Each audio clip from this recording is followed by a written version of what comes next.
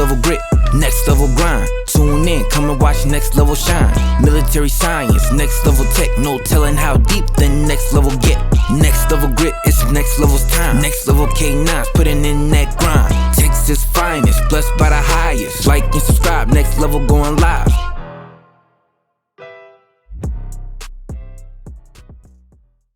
It sounds so weird to have someone say, how did you get your passion for mold? It just sounds wrong. I never dreamt in a million years that I would care about mold.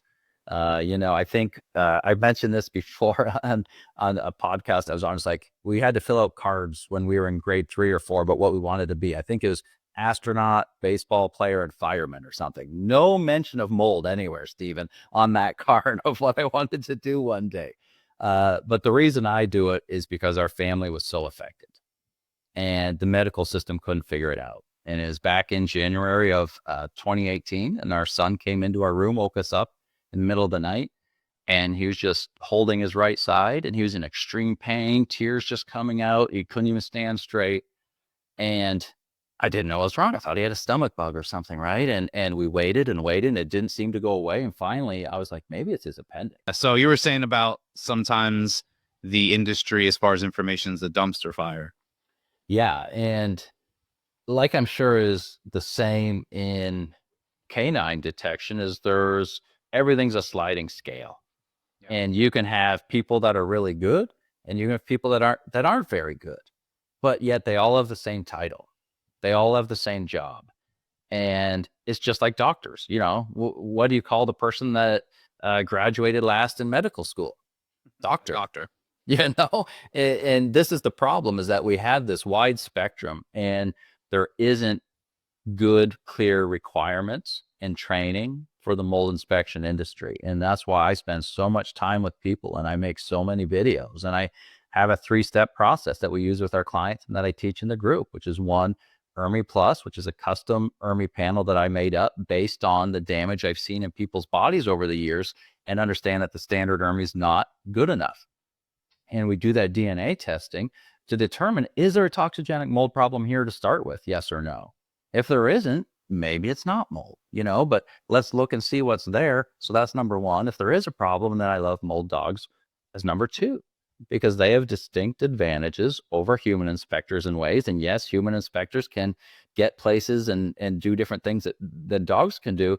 But then step number 3 is a qualified, keyword being qualified, mold inspection done by a team that is at the far end of the sliding scale of understanding mold, mycotoxins, health effects, and where these toxigenic molds likely grow, and that they're not floating around always in the middle of your living room and in the hall outside the bedroom. And they dig deep into this, and they'll use your number 1 and the number 2, use the ERMI Plus data, so that when they're doing cavity tests and swabs and tape lifts and really inspecting well, that they know what they're looking for.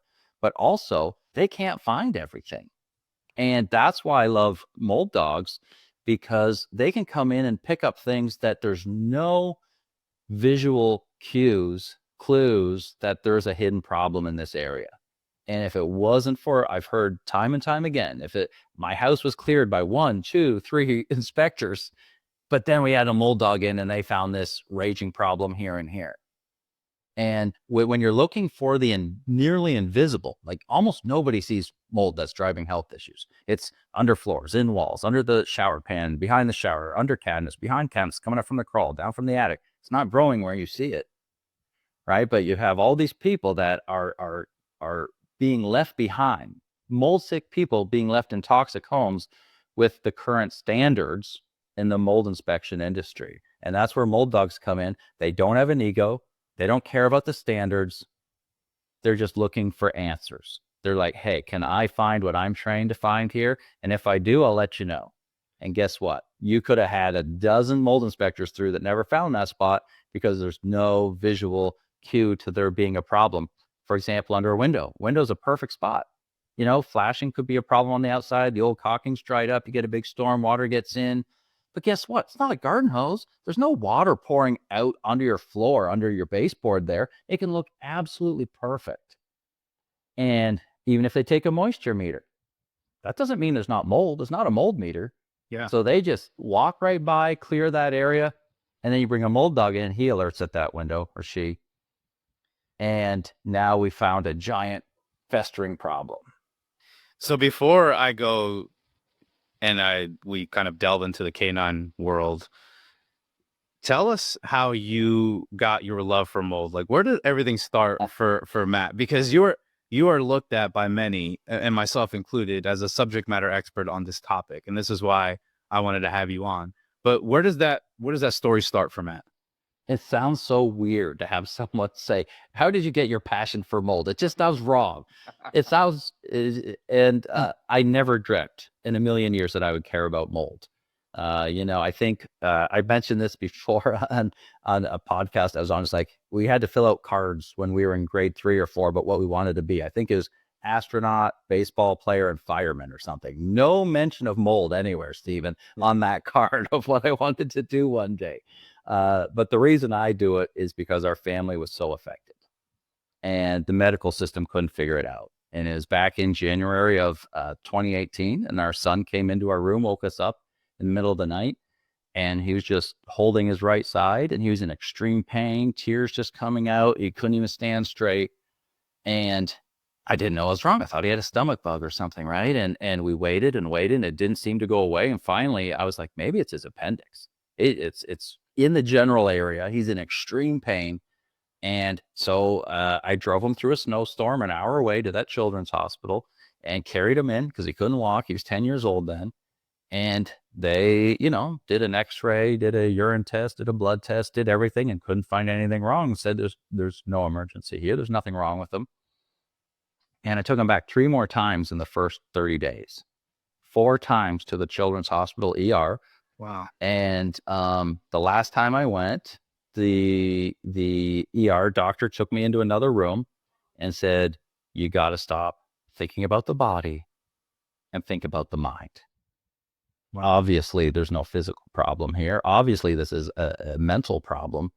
And it just infuriated me, as it would every parent, when you can see that you're a child that can't walk, and now he's dizzy, now he's nauseous, now he can't eat, he's got purple under his eyes, I'm carrying him up and down the stairs. And then to say that there's nothing actually happening here, it's something mental. Not that we're going to promote violence, but did you want to punch him in the face when he said that? 100%. Yes. Yes. And I remember the one time there was a wheelchair. I carried him into the hospital, put him in a wheelchair there that they had at the door. And the doctor said, why do you have him in a wheelchair? Like, this is stupid. Like, why are you doing this? When they have no idea what's going on. And you're carrying around a 10-year-old on the front of you like they're a baby because they're in so much pain. And it infuriated me. And we spent 8-9 months in Western medicine. He had endoscope, he had colonoscopy, he had every single test done. And the pediatric gastroenterologist said he just pulled a muscle, pulled his fascia, had a little tear in the fascia here, and that's what it was. And I said, that makes no sense at all. I said, why then, if this is a muscle tear, why then, when he eats or drinks certain things, does he burst into tears? Like we would have a little bit of fresh lemon squeezed in our grape juice, he'd be in tears 3-4 minutes after. I was taking him to a chiropractor because we're trying everything, Stephen. There's no stone I left unturned. And we're going for chiropractic adjustments and red laser and all different things there. And we were early. We stopped and grabbed a salad, had a vinaigrette on it, and he burst into tears before he was done his salad because of the vinegar was histamine, spiking his histamine and causing a mast cell flare in the small intestine, which felt like a knife going through his abdomen. And it was just so bad. And we wasted 8-9 months. But I assumed, I didn't know anything about mold then. I knew about general detox, and this was the start of me pivoting into the mold space, was going through this. And then it wasn't until the first clinic I took, I knew he had Lyme disease and co-infections. I muscle tested him for that. So that was my big answer. I was like, okay, here it is. Yeah. And then it cost $30,000 to go there, but it was worth it, Stephen, because it was there that our amazing doc that does energetic testing, uses vials, CPK, chiroplastic kinesiology, said mold's coming up as priority in his gut the one morning. And we would go 4 or 5 days a week. We were there for 3 weeks. And he didn't mention mycotoxins or environment or anything. I think he was still learning too, but it's enough for me. So which doctor was this? And you'd say that again? So that was an energetic testing doctor at a clinic, which was in Kansas. They're now in Tennessee now. But they were able to tell me to mention mold. And then that was the catalyst I needed to go down that rabbit trail, because Stephen, we went home after that 3 weeks of treatment. He was feeling better. They did wonderful things for him. Absolutely. But we were out of our house. He was out of his room where the mold was, in his window. I knew there was mold in his window in between the panes of glass. I just didn't know that mold could be toxigenic.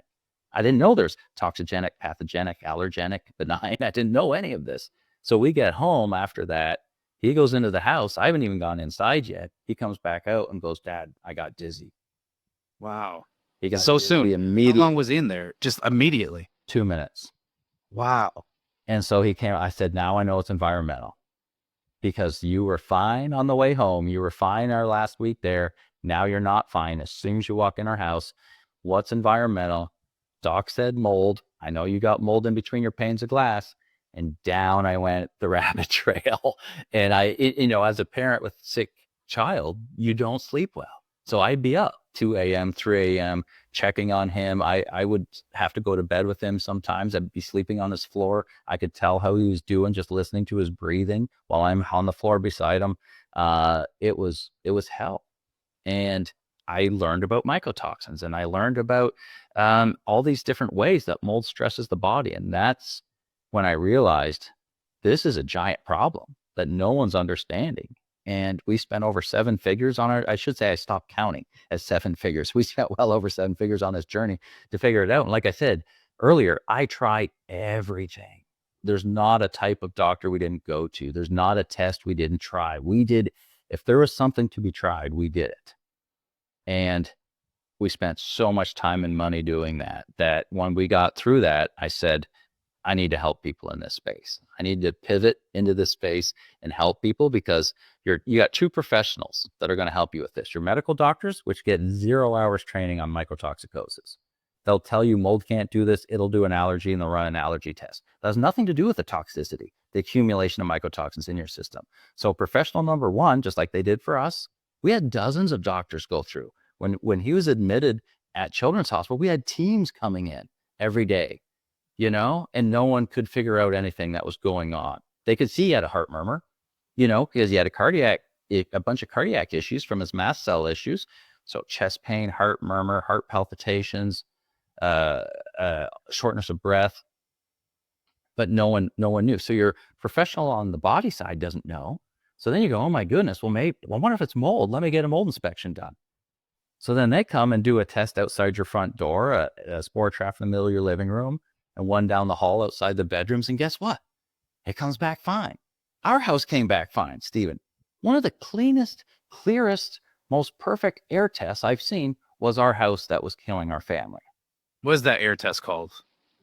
It's just a spore trap, air testing, ambient air testing. So they'd mount it 4 or 5 feet in the air on the tripod. They do one out 20 feet outside your front door, one in the middle of your living room, one down the hall. They may do more, they may do less.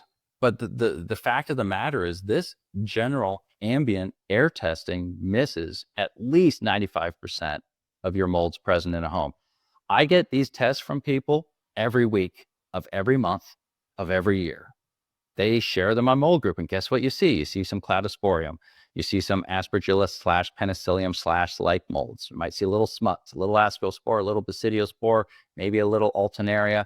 They're almost all the same. Now, the odd time you pick up a big problem.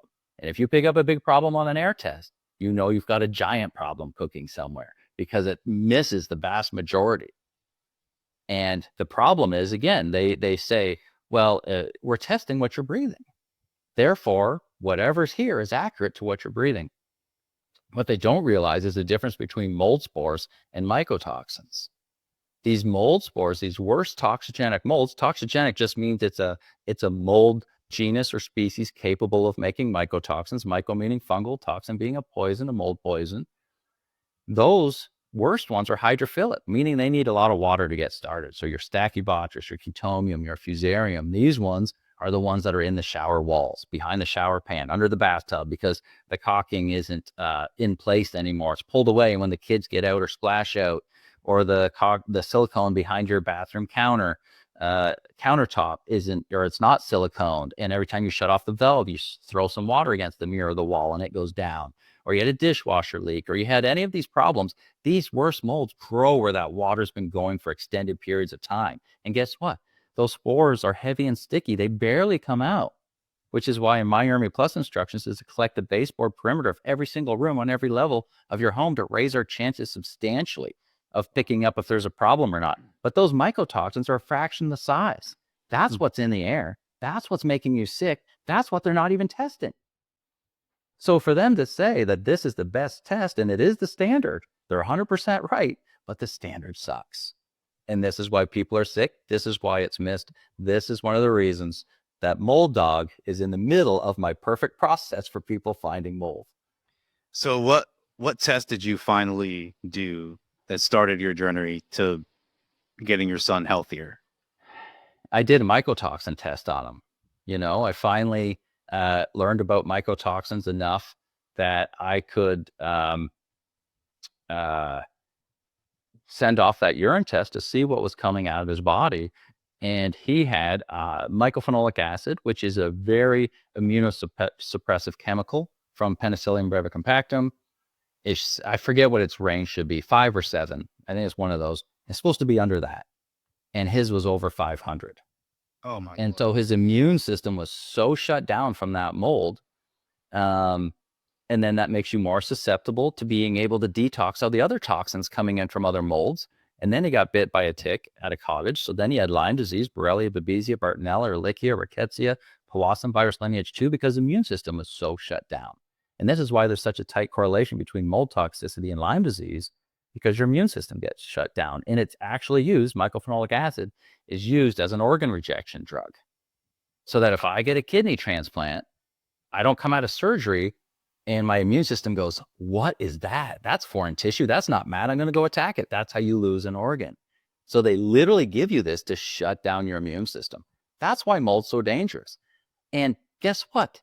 If you did 10,000 air tests in that home, they're not going to tell you if you've got mycophenolic acid in there. Even like your asp/pen/like doesn't tell you speciation. You know, with Aspergillus and Penicillium, you have hundreds of species of each of those molds. Some are benign, some are pathogenic, some are allergenic, some are toxigenic, and some are a combination of all of them or part of them. There's so much to this, but your mold inspectors don't get trained on this. They don't have an understanding of this. And mold inspectors are the people that don't like me. Everyone else loves me because I'm sharing this information to help their healing journey on home and body, but they don't like it because I explain to people how the industry in general is a complete dumpster fire. Yes, we have good ones, but they're few. The majority following the standards leave sick people in toxic homes, just like they did us, just like they do our clients, just like they do tens of thousands of people in Toxic Mold Answers Facebook group. So in your perfect scenario, in reference to the journey to get healthy, what is step 1, 2, and 3? Number one is to determine if your home is what's causing it. You know, if you're being poisoned, you got to stop the exposure.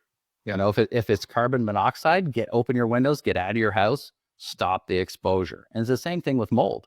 And that's why number 1, I say do the Ermi Plus. Number 2, get a mold dog. Number 3, have qualified inspectors that will use your number 1 and 2 as part of that process.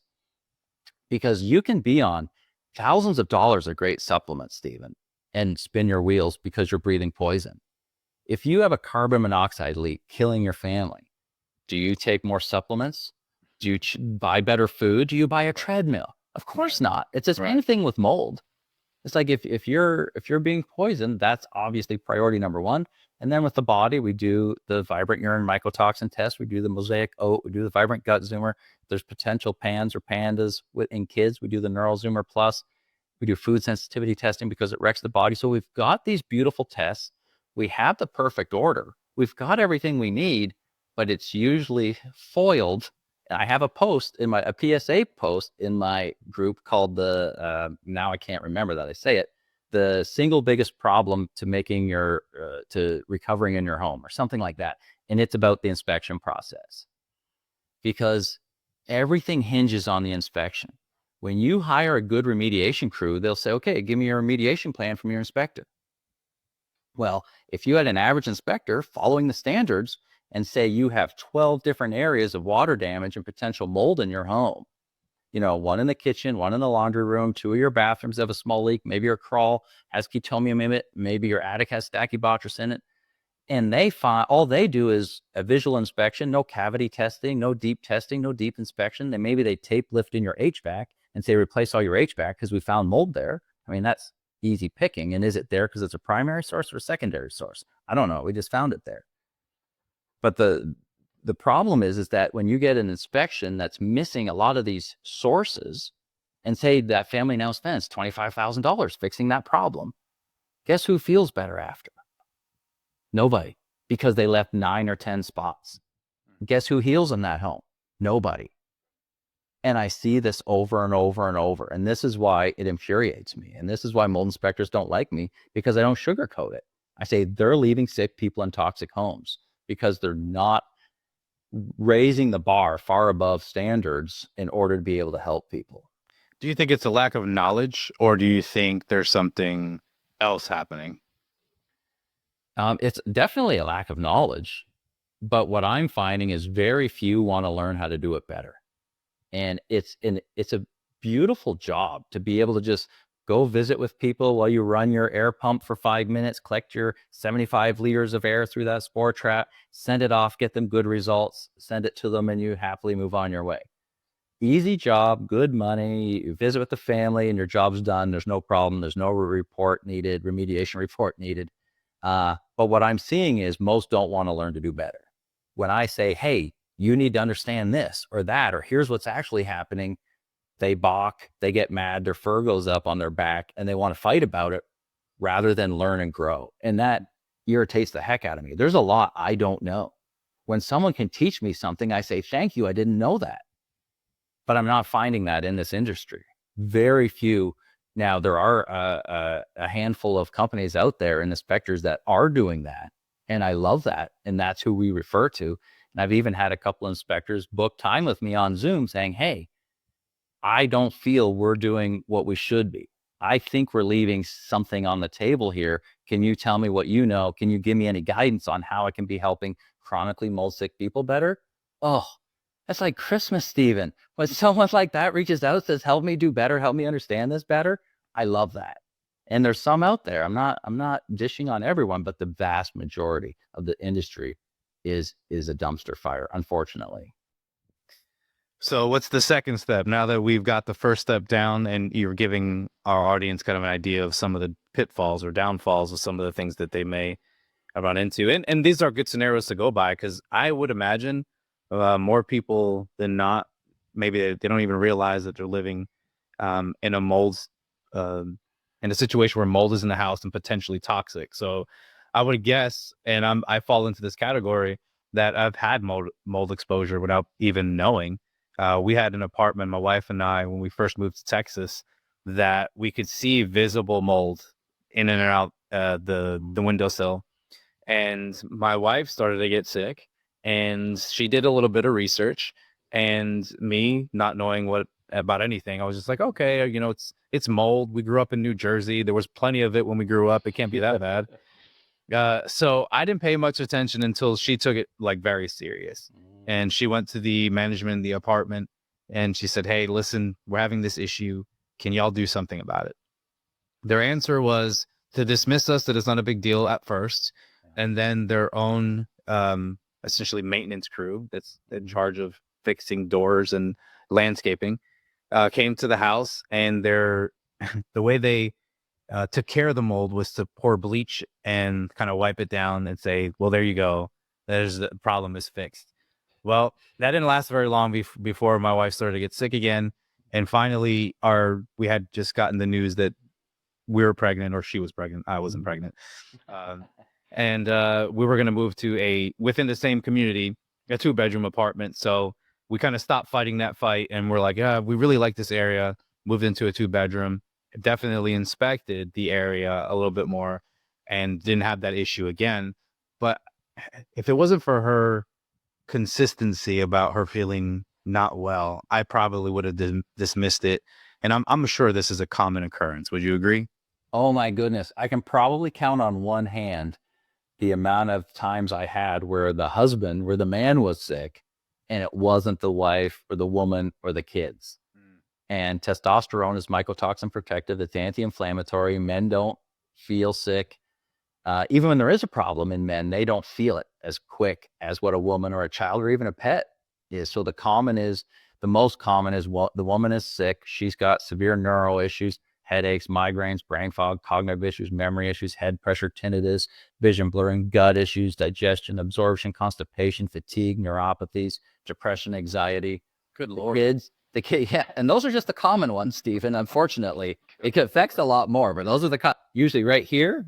There's problems here, and then down here. Also, hormones. You get thrown out of whack from fusarium, zearalenone, and others. But kids, they're gonna have, like, if they're babies, toddlers, you're gonna have skin issues, rashes, eczema, colicky, food sensitivities, allergies. As they get older, more gut issues, head issues, behavior issues, and then PANS is the most common autoimmune condition that happens with kids, especially if they have chetomium at home. It can be others, but that's the most common mold. Pediatric acute onset neuropsychiatric syndrome, that's what PAN stands for. It's just brain on fire. Autoimmunity's been activated due to the destruction of the gut, due to neurotoxins, due to the immune system, because the gut's been wrecked, which is the backbone of the immune system. So the immune system's now gone dysregulated and is now set up for autoimmunity. And when that happens in kids and it goes to the brain, you have rage, anger, OCD, food aversions, texture aversions, verbal tics, motor tics, bedwetting, regression of reading, writing, sensory processing disorders. Just all hell breaks loose. So now they can't function properly. It's like a whole new child. They can't go to school now because of the behavior issues or OCD or whatever it is. It's utter chaos. It's hell what that happens in these homes. You have cats peeing blood, dogs with sinus tumors, liver cancer. And then the man's usually fine, calling it can't be mold, otherwise, because I don't feel it, So that's the norm. That's how it usually comes out. It's a toss up between woman or kids, but it tends to be the woman usually, but not always. Kids show it quickly, especially if you have a newborn coming home to a home with chetomium in, and that small baby with a developing immune system gets met with these extreme neurotoxins, wrecking the gut, inflaming the brain. It's just utter destruction. And the good news is kids bounce quick. You get them clean air. Like, I had one client, I started with her when she was 8 months old, and the parents immediately got out and it was so bad their air testing picked it up. That's how bad their place was. Wow. And they went to a hotel. And I met them at 8 months. We checked up again in 4 months, and her eczema was 95% gone. Her mycotoxins were already coming down. It's beautiful. I mean, I'm still working with them now. Everything's coming along perfectly, textbook, as I want it to be, but it takes time. But she bounced so quick. It was beautiful. I love that. So you're number 2. That's awesome, by the way. That's amazing that kids are that resilient, and we know that. Yeah. And then they can bounce back so quickly, and just getting them out of that environment, like you were saying, if you had some toxicity in your home, you're not going to get better if you fix it outside the home and come back. You haven't dealt with the problem. So I know the second part of what you recommend is the canine mold dog detection, and I'm sure we're going in deep in that. So for now, let's shelf that. What's the third thing? Third is just qualified inspectors that use all the bells and whistles and take into account, number 1, your DNA results. Number 2, all the data that the dog gave as part of their full and proper inspection that goes from slab to roof sheathing. Not inspectors that don't. This exists, Stephen. There are inspectors that don't inspect. They just do ambient air testing and walk out. Then you've got your ones that will do that, plus look under your sink and see you don't have your P-trap's not dripping. That's enough. Other ones will take a tour of your home, say you've got a beautiful home. I'm sure this air testing's fine, which it almost always is. And now you're done. So you've got all along the spectrum. You want the ones that take 4, 5, 6, 7 hours at your home, that don't say, oh no, I don't go into the crawl space, or we don't do attics, or we don't do cavity testing. That's when you put a little hole in the wall and you suck the air from that cavity, whether it's in the shower wall, from the backside, not through the tile, to suck the air out of there, under cabinets, bathroom vanity, kitchen cabinets, under windows. That's called cavity testing. That's air testing. But that's good air testing because it's coming from a confined area. It's not diluted just by recirculating the same air in the middle of your living room. You're pulling from between those studs or under that cabinet. If there's a problem there, you're going to pick it up in that spore trap many times. It's not perfect either. No test is perfect. But what we do is layer all the tools, testing, and inspection methods we have to give us the highest chance possible of finding the nearly invisible. It's hard. I mean, it is really hard. And that's why I tell people it's about layering. You get a mold dog. I tell everyone after when the Ermi Plus is bad and we're on Zoom and they say, what do I do next, Matt? I say, is if there's a mold dog in your state, reach out. If there isn't, start expanding out from there to see who someone will come to you. I know someone will. It's just about finding who it is because we want to have that scent detection to give us clues of areas of concern so that when that last step, mold inspectors come, you say, here's what I'm looking for. Here's where the mold dog alerted. If you can just go dial in all the specifics, make sure we know where all the problems are, write me that remediation report if we're going to get it remediated, and then we move on to that step. So as a consumer, what are some of the questions that we should be asking from our mold inspectors to make sure they meet that standard and that quality? You want to look on their website for their Our Process page. Okay. Because good inspectors know that they're different from the standards. Okay. They're going to say, here's how we're different. If they don't say, here's how we're different, they're not different. They're not going to do it different, And if they say, oh, we'll do air tests and see what you're breathing, that's a red flag. You want them to say how long their inspection takes. You want them to share a sample report with you so you can see all the data that's going to be gotten. Like one of the teams that we send our clients to, they do air testing, but it goes to a lab that use AI for analysis so that you can analyze the whole slide, not just 30 to 50% of it. Okay. They'll do cavity testing in areas of concern. Yes, they have thermal imaging. Yes, they have moisture meters, but they need to understand the limitations of those tools where many people don't. They have a digital sniffing device. And that goes around where? Same place mold dogs do. They go around all the baseboard, around your electrical outlets, under your window. And then the computer screen can tell you is there high VOCs, high bacteria, high mold, and can help you learn areas of concern that, hey, let's spend more time in this area. They have automated particle sensors that sit in rooms while they're working in other areas that's analyzing the particulate going through that while they're working.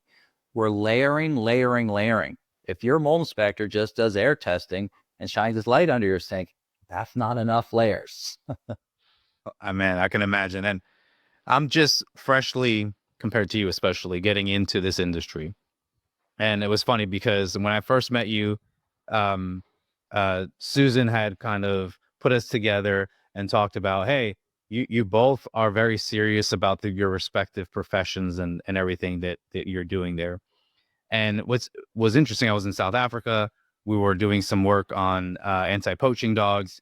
And I met you and I heard what you had to say. And you introduced me to this crazy world. And it's like a blessing and a curse at the same time, right? It's like it's ignorance is bliss. Perfect way to put it. That is the perfect way to put it. Because it really is. It's ignorance is bliss. And if I don't know this danger is out there, I'm not worried about it. But now, damn it, you have told me all these things that I have to worry about. And now I'm like looking around my home and I'm like, I wonder if that's normal. Like, I don't know if that's normal. So we'll take a step back. Susan Russell is the owner of Mold Dog Nose, and she wanted to have a canine professional look at her procedures and everything that she was doing because she wanted to make sure that the work that she was doing in Mold Dog Nose was caring for people and accurate. Because just like you were saying, these inspectors, they're not all the same. And, dogs are not all the same. Handlers are not all the same. Companies are not all the same. So I wanted to make sure that I aligned myself with someone who I believed in their vision and had a heart to serve others, right? At the end of the day, we have to serve people. There's an opportunity as a business, sure. But if you make the focus your main focus, I feel like all those things will fall in line. And I really appreciate that about Susan and the way she handles Mold Dog Nose. So we had a lot of questions going into the realm of what a mold dog can do, what it can't do. different standards, and most of the people who listen to my podcast kind of know a little bit about my background. I'm sure that some of your audience, from your toxic mold Facebook group specifically, will be listening to this.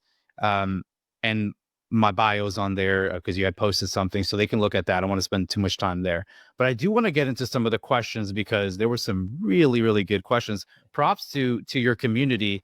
I thought I was going to get like all the basic stuff, like can I pet your dog and all these funny things, but I I got some really serious questions, and I know that you had like marked some of them down. So without further ado, shoot some of those questions at me, and I'm going to do the best I can to answer them. You are right. People just shotgunned perfect questions. So I've made a big list here, Steve, and for you to knock them out. So we're not going to be able to spend a ton of time on all of them. I would love to, but I would love to get through the majority of these. And there's like, there's over a dozen here. So Sure. here's what I have. Number one, because this is a big concern from people. And I've always had a dog growing up. We had multiple German Shepherds as a child. We have a ridiculous little cockapoo now. And I love dogs. And I understand when people say, oh my goodness, is this safe for the dog? So I wanted to start with that because that's the very first thing. When we talk about mold dogs, sometimes people go, I won't even entertain the idea because I don't like putting a dog in danger. What do you say to people when they ask, is this safe for a dog? Sure. I think it's important to start with nobody's more concerned about their dog than the handler, right? My personal dog here, not only is he a part of my everyday living, he's a part of my kids' lives, my wife's lives.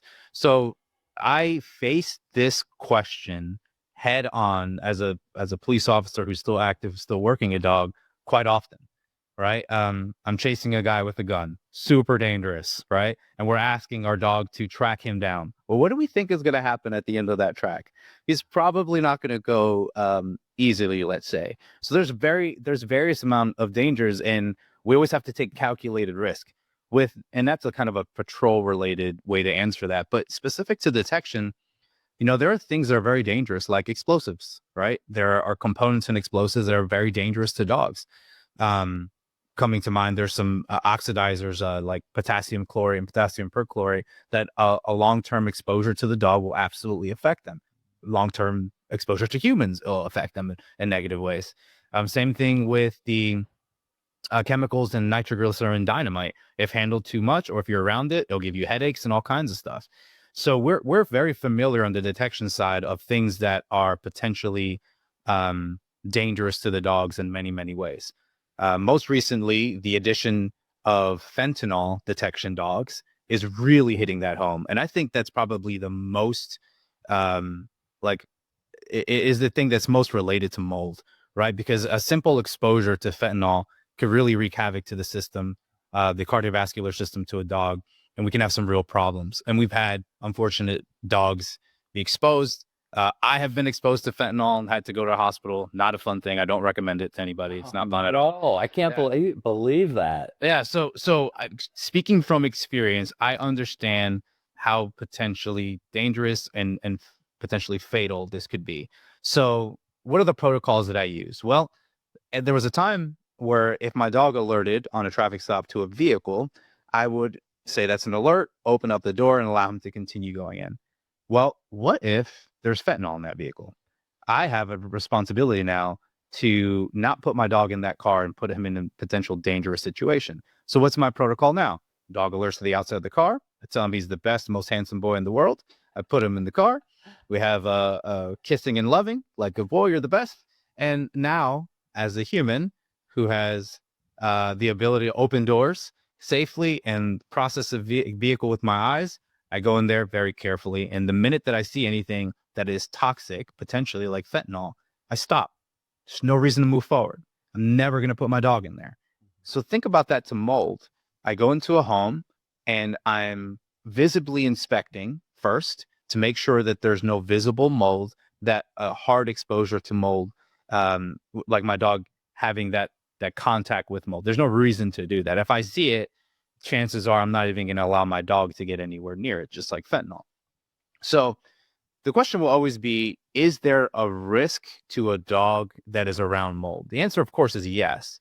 The the idea of what our responsibility as handlers will always be mitigate that risk as much as possible. And we do that by inspecting the home first for anything visible. And then after we do our inspection, we come up with a plan on how to safely deploy that dog.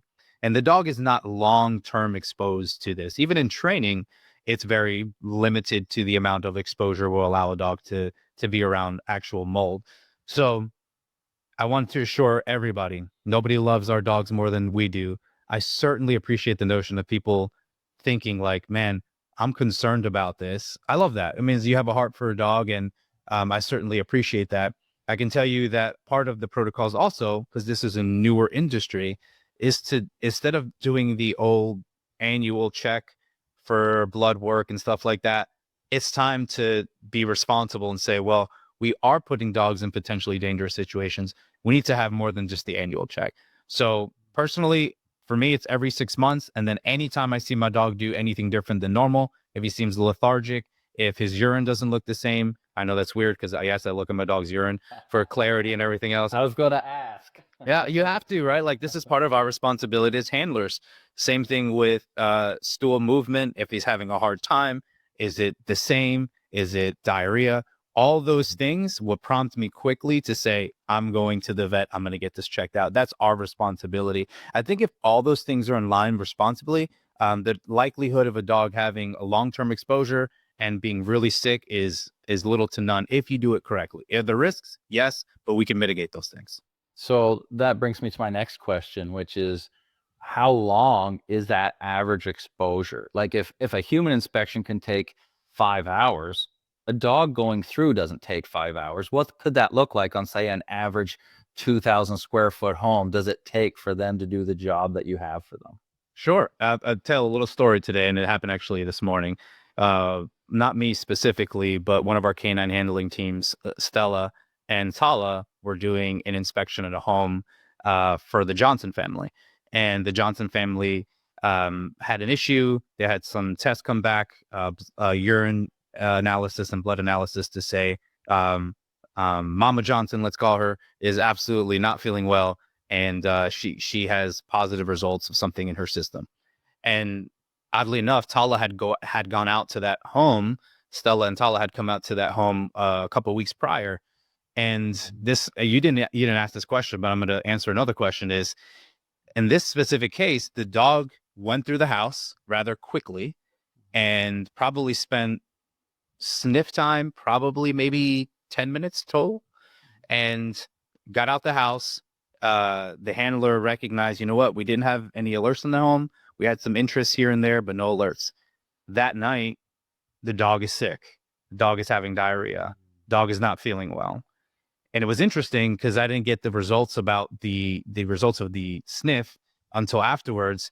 And I spoke to Mrs. Johnson. She's actually on your toxic mold page.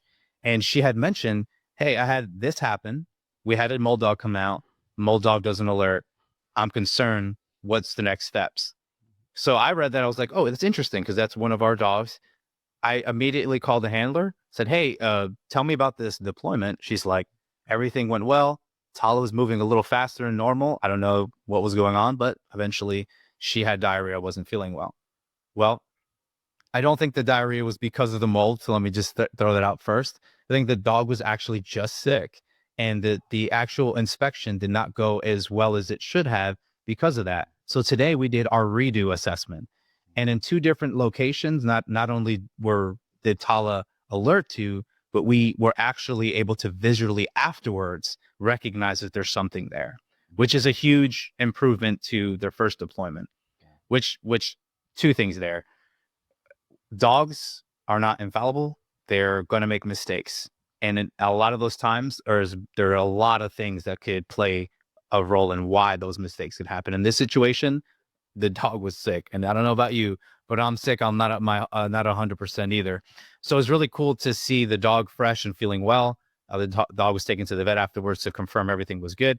She just had a stomach issue and she was having diarrhea, wasn't feeling well, and probably was moving extra fast to get out of that house because she does not want to have an accident in the house. So dogs will be dogs. Absolutely. But I feel like I missed your question because I went around. So Remind me of what you were saying. Oh, a sniff time. Average time in an average size home.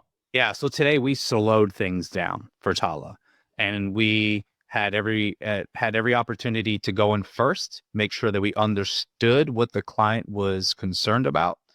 We spoke to husband, wife, and child, and we got to get a good idea of what their lifestyle's like, how much time they're spending at home, so on and so forth. And a lot of homeowners will have an idea of where the issue is. And I would always say, listen to those people and their concerns, because no one knows their home better than they do. And it was exactly what her concern was exactly where Tala ended up showing the most interest and alerting to, which was basically like a jacuzzi style tub. Oh yeah, those are just waiting to leak, Steve. Yeah. Those are awful. Oh, well, we found some stuff, Matt. And we weren't even looking. We just opened some of the vents that were on the inside, and as clear as day, there was an issue.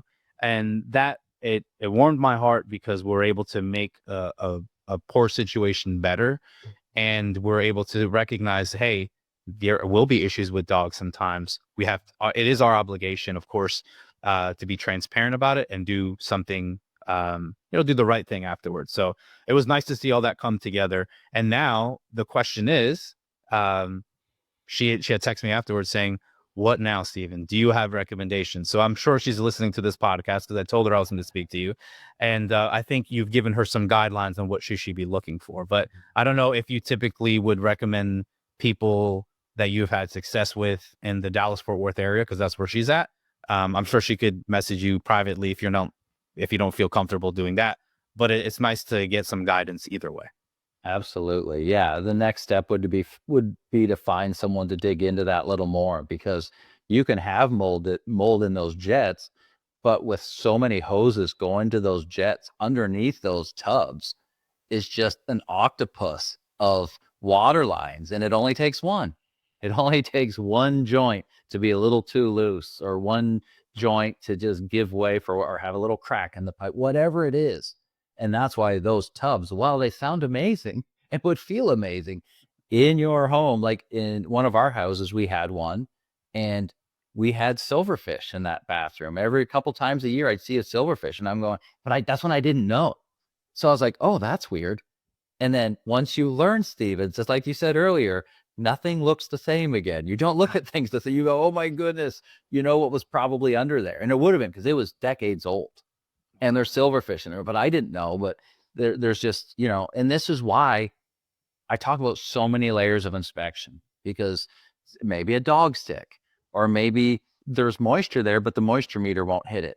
But maybe Instascope will, or maybe you have a better understanding of a visual assessment of what could be happening on the inside, or you see a problem on the exterior of the home that says, hey, you're putting the interior of the home at risk because I found this. There's so many layers to it. And that's why we layer. And the dogs are such an important layer, just like our tub that we had. There was no visual sign of any problem at all. If you ran a moisture meter there, nothing. If you ran thermal imaging there, nothing. Those are great tools if you understand their limitations. Now you bring a dog in, and a dog, I bet you, would have hit at the bottom trim of our jacuzzi tub.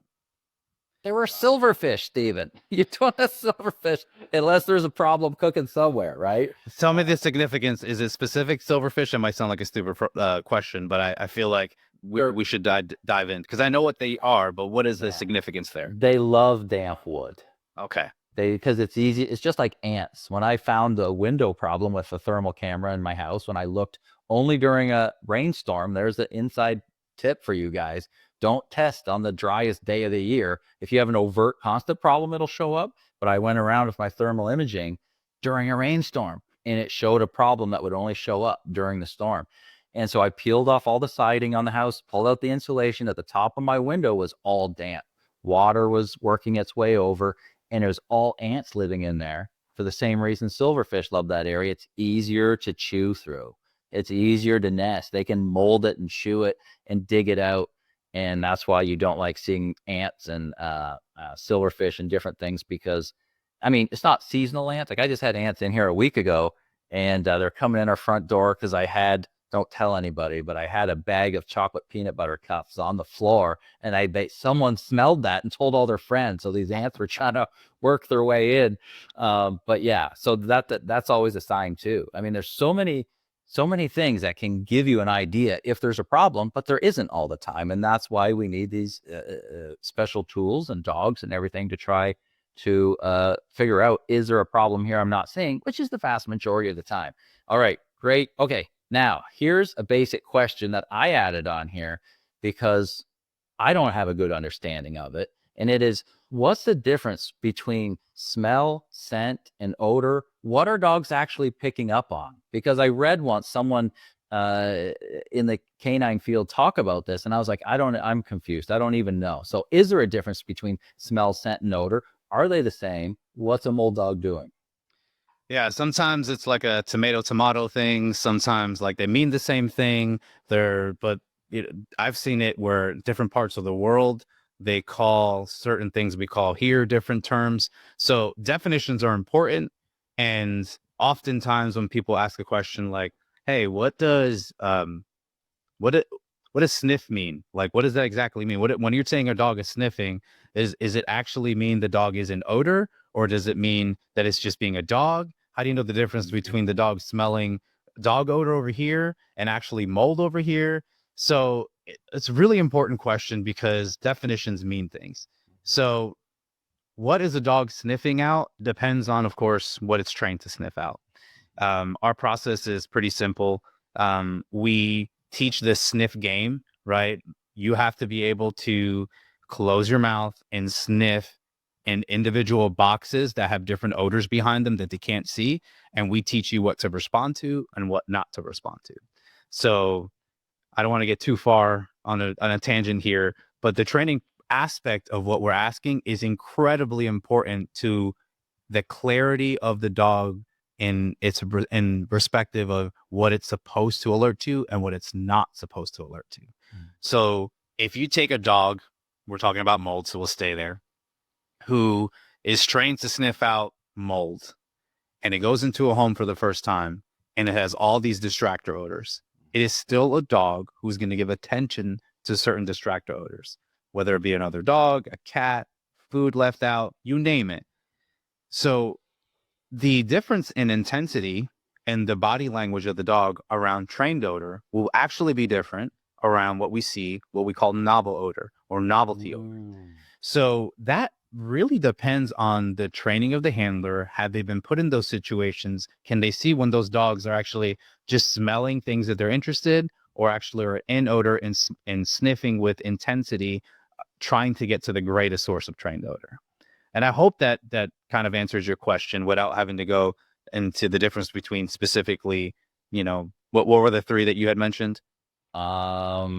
Smell, scent, and odor. But that brings me to another question, a great question. I've seen people ask it before, is if someone has pets, should those pets be removed from the home when a canine comes in to look for mold? Or are they okay with them? Or is it I would assume it'd be a giant distraction. If I was a dog and there's another dog, because I know our dog goes crazy for other dogs. Oh yeah. 100%. I mean, if I'm using a mold detection dog to sniff out mold, or a drug dog to sniff out drugs, the protocols are the same. We want to minimize as many distractors as possible, right? The beautiful thing about mold detection is we can control the environment in which the dog is sniffing, and that's one of the things that we can control. So we would ask the dog to either be placed outside during the inspection.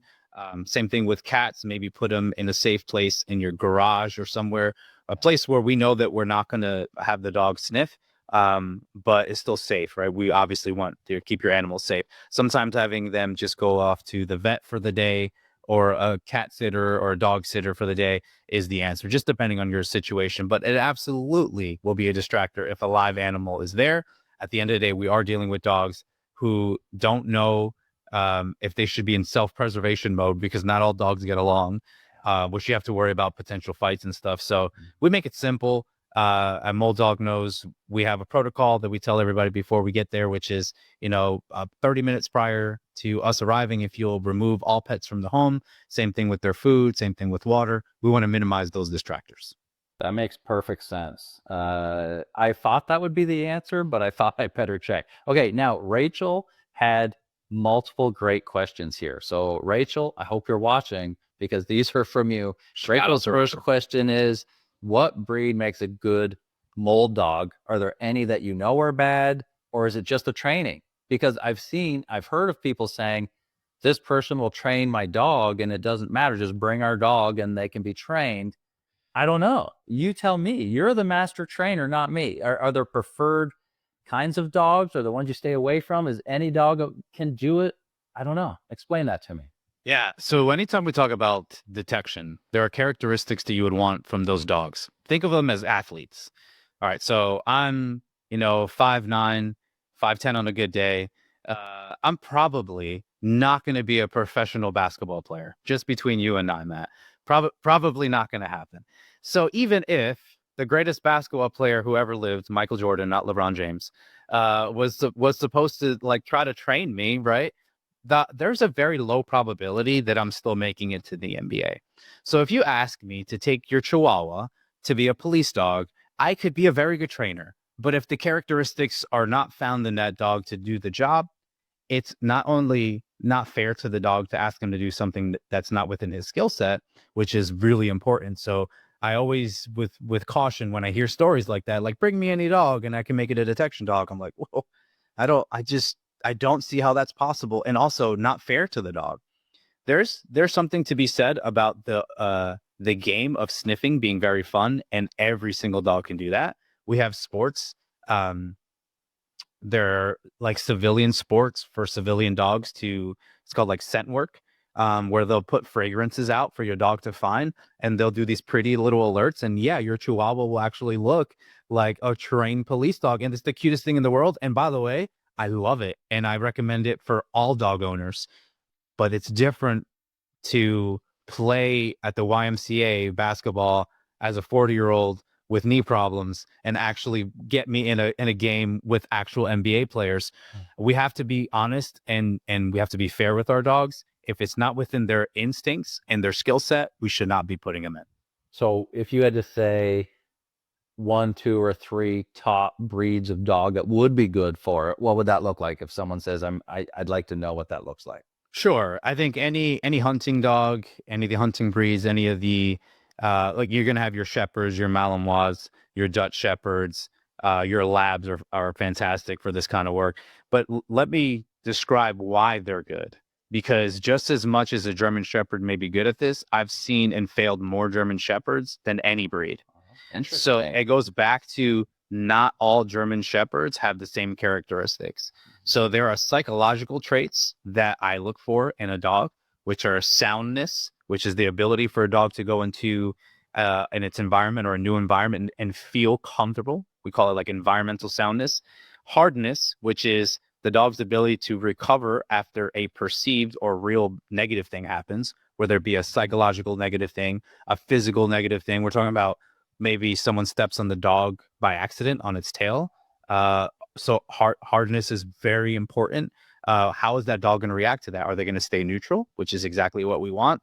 Or sometimes they'll show an aggression, which is what we don't want. Sometimes that hardness is so low that now that environment means something very negative. They no longer want to be there. So, and then the third one will be irritability threshold, which could be something like how they deal with heat, right? Or extreme cold, anything that irritates them, whether it's a child poking at their shoulder over and over and over again. Can I pet your dog? Can I pet your dog? Eventually, that irritability threshold, again, we want it to be neutral. Yeah. But if it's not, that could potentially cause problems, because now, even if they have all the instincts to do the work, the hunting instincts, they won't do it anymore because the psychological traits, which kind of drive those hunting patterns, are not there. So they will only do it in a sterile environment that they're very familiar with, but never do it in a new environment. And that's all we deal with mold dogs is new environments, new homes, new situations, new smells, new animals. You name it, the dog has to overcome that. And those psychological traits have to be sound in order to do that. I'm smiling because that blows my mind. I never once considered any of that, but it makes perfect sense. Yeah. I love that. I love this conversation. And I've got so many more questions for you. So I gotta go. Let's go. But that makes so much sense. I'm so glad we're doing this because it makes sense because I'm just thinking of our own dog and our past dogs. And I'm like, sometimes they'd be irritable or they would be, but even our great German Shepherd, I can see it would throw them off, So anyway, thank you for that. That was Sure. something I wasn't expecting to learn today. Okay. Do dogs ever get tired of the work and become less accurate? And that doesn't just mean for the day, but say over months or years. Like, can dogs say, this was great, thanks, but I'm done, either on the day or on the month? Yeah. And it goes even back to the psychological traits too, because I look at those psychological traits as essentially cups that the dog is born with. As a handler, I want to fill that cup. I want as much of that as possible. If that cup is depleted because of a negative situation, as a trainer, I have to fill that cup up to get a high level of soundness, hardness, and irritability threshold. So, do they get tired? Well, when a dog gets tired, which they will, right? Because they're organisms just like us that have limitations, they absolutely, their workability and their accuracy goes down just like humans. This goes back to, you're certified as a team because it's up to the handler to determine whether the dog is actively working, if they need a break or not. There are times where if the dog is working, 6 homes a day for 4 weeks, yeah, there's a good possibility by the 5th week they're going to say, I need a vacation. And who more is better suited than the handler to recognize that? So if it's a 1-year-old dog, he may go the whole year at that schedule, not a problem. You talk about a 9-year-old dog, a 10-year-old dog. I don't know about you, brother, but I'm not the same as I used to. And I get tired rather quickly. I've taken more naps now than I've ever seen my grandpa take. So the truth is, it depends on the dog, and it really is something that the handler has to focus on.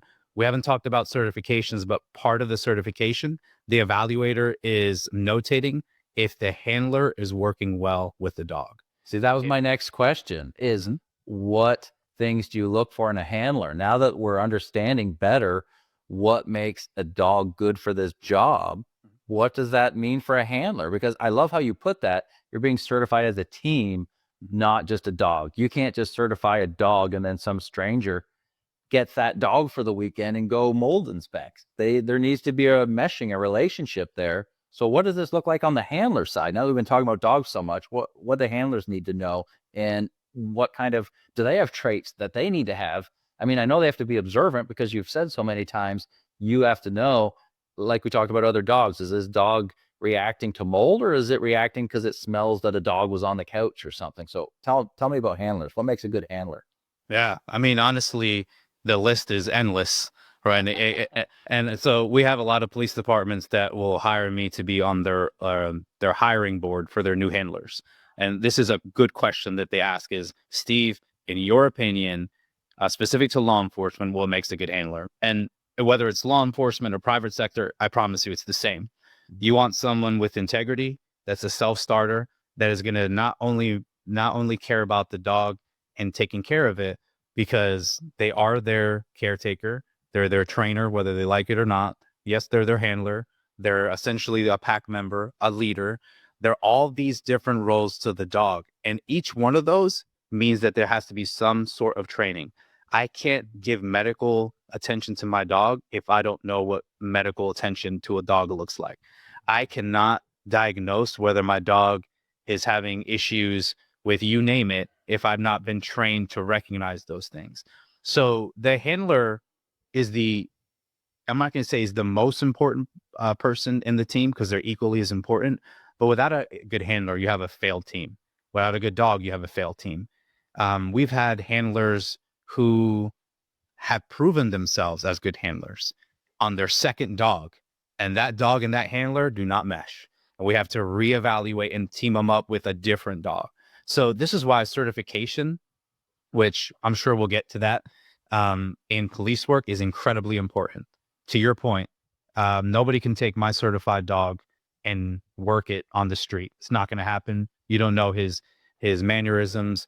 his breathing patterns and everything else he does to communicate with me. So yeah, the handler is very important. You would want to see a certain amount of hours, but I'm careful with that, giving a number.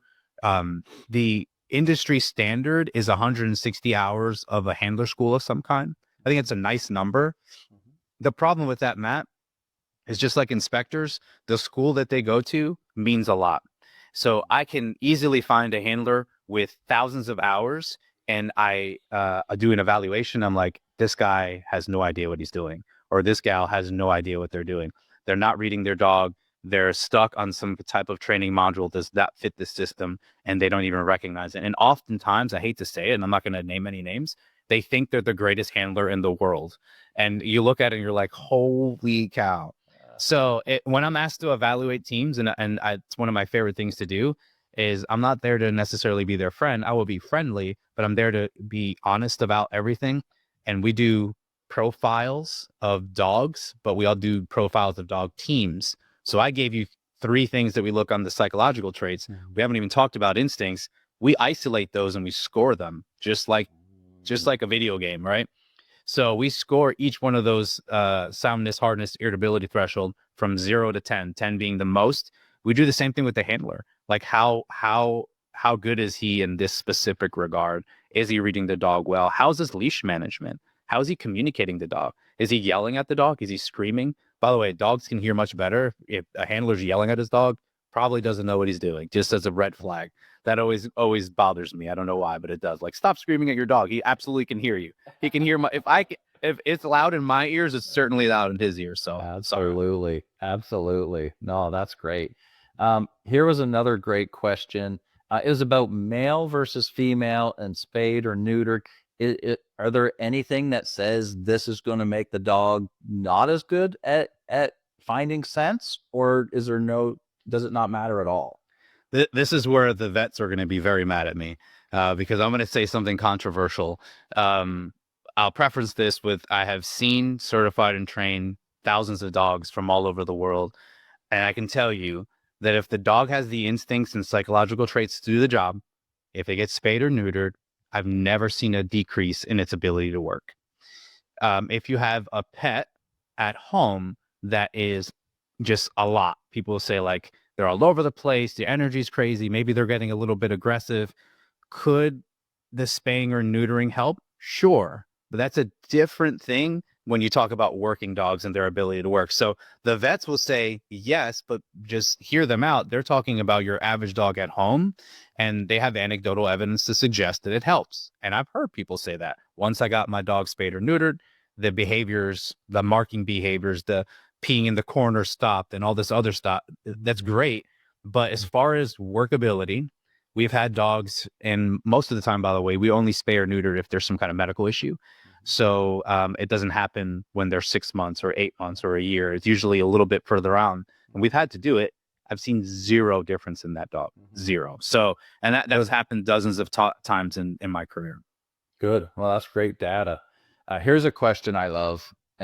Treat versus toy trained. And I didn't even realize myself that toy training was an option. I had only heard and seen treat trained, but it led me to the exact same question, which is, does a dog get full? Does a dog say that's enough treats? Is the dog going to alert just for treats? I've even seen people in the group say, well, we are the last stop on their day of inspections. And I feel like the dog didn't really perform because they were full and didn't care about the treats. So have at it. Is there a better one? Can you have a perfectly good treat trained animal, or is toy better because, or are there drawbacks to toy that I don't know about? Maybe they had enough fun. I don't know. What does it mean to you, Stephen? Oh, it's such a good question. And this is something in our handler school that we address in detail because it deserves it. So kudos to the person who asked this. Very, very important question. And all of the things that you ask, as far as being concerned, are legit concerns. Because I don't know about you, Matt, but I love filet mignons. But if I had 3 a day for 5 days straight, that's the last thing I want to eat. When I'm not hungry, the motivation to work goes down. Or to eat rather, it goes down. So there is something to be said about that. But before we dive into that, I want everyone to understand what actually motivates the dog. Why does a toy work? Why does food work? And then your audience can kind of come up with their own conclusion about what they prefer. Both, you see at the highest levels, both food and toy used. The ATF that's responsible for securing the nation all over the place for explosives and detecting explosives utilizing their dogs. They often use food reward.